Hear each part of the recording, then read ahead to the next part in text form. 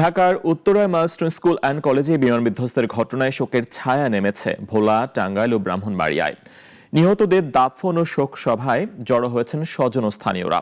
দুর্ঘটনায় প্রাণ হারিয়েছেন ভোলার মাসুমা, টাঙ্গাইলের 2 শিক্ষার্থী ও ব্রাহ্মণবাড়িয়ার শিক্ষিকা মাসুকা।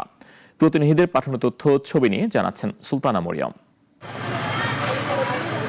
ভোলার বোরহানুদ্দিন উপজেলার মাসুমা বেগম মাইলস্টোন স্কুলের আয়া দুর্ঘটনায় দগ্ধ হয়ে 5 দিন মৃত্যুর সঙ্গে লড়াই করে শনিবার ঢাকার জাতীয় বার্ন ইনস্টিটিউটে মারা যান। রাতেই তার মরদেহ বড় মানিকা ইউনিয়নে আনা হয়। আজ সকালে জানাজার পর পারিবারিক কবরস্থানে দাফন করা হয়। স্কুলটা ছুটি হয়েছে 10 থেকে 12 মিনিটের ভিতরে। ওই টাইমে বাচ্চা গার্জিয়ানে করে দিতে যায়, উনি আমার বলছে আইসিইউর ভিতরে যে আমি পিছন থেকে চলে গেলে যাইতে পারতাম, যে নিজের জীবনটা বাঁচাইতে পারতাম, কিন্তু আমার ছেলের দিকে তাকায়া। এদিকে মাসুমার মৃত্যুতে গ্রামে নেমে এসেছে শোকের ছায়া।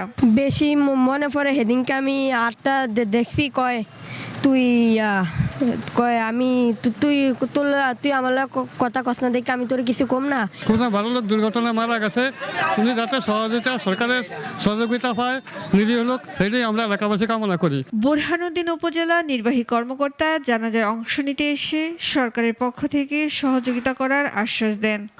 সরকারি যে সহায়তা যেটা যখন সময় মতো আসবে সেটা আমরা তাদেরকে পৌঁছে দেবো, এবং আজকে যে সাপোর্ট তাদের লাগে জানাজা বা অন্য ক্ষেত্রে আমরা সেটা সবসময় তাদেরকেই করবো, তাদের পাশে থাকবে এবং তাদেরকে যে সাধ্যমতো যে চেষ্টা আমরা করবো যে তাদেরকে দেওয়ার জন্য।